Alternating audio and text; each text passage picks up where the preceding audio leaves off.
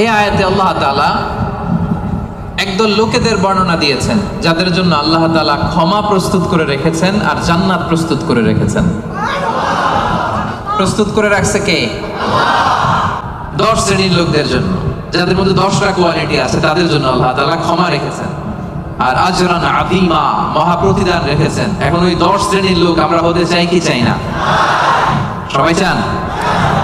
এই 10টা অ্যাট্রিবিউট, 10টা বৈশিষ্ট্য যাদের জন্য আল্লাহ তাআলা ক্ষমা প্রস্তুত রেখেছেন, যাদের জন্য আল্লাহ তাআলা আজরান আযীমা, মহা প্রতিদান রেখেছেন, ওই 10 শ্রেণীর লোক হতে আমরা চাই কি চাই না?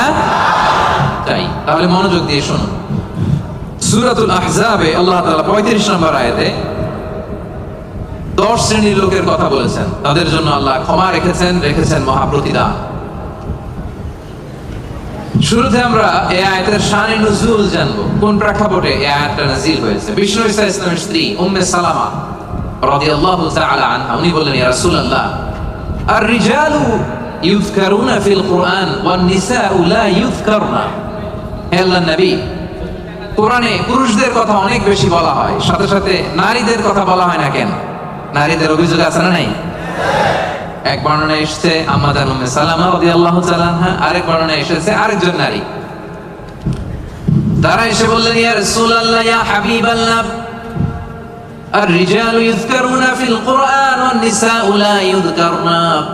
কোরআনের মধ্যে পুরুষবাচক শব্দ দিয়ে বেশি বেশি কথা বলা হয়, বর্ণনা দেয়া হয়, পুরুষের নাম বলা হয়, কিন্তু নারীদের কথা কেন উল্লেখ করা হয় না?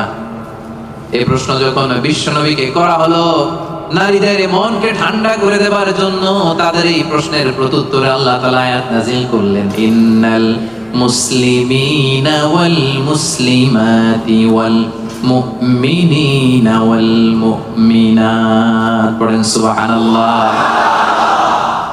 এই আয়াতের প্রেক্ষাপটে নারীদেরকে খুশি করে দেওয়ার জন্য আল্লাহ তাআলা নাযিল করলেন, ইন্নাল মুসলিমিনা ওয়াল মুসলিমাত ওয়াল মুমিনিনা ওয়াল মুমিনাত। মানে মুসলিম নর এবং নারী, মুমিন নর এবং নারী, বিশ্বাসী নর এবং নারী। শুধু মুমিনিন, আল মুমিনিন বললে এর মধ্যে পুরুষ এবং নারী আছে না নাই?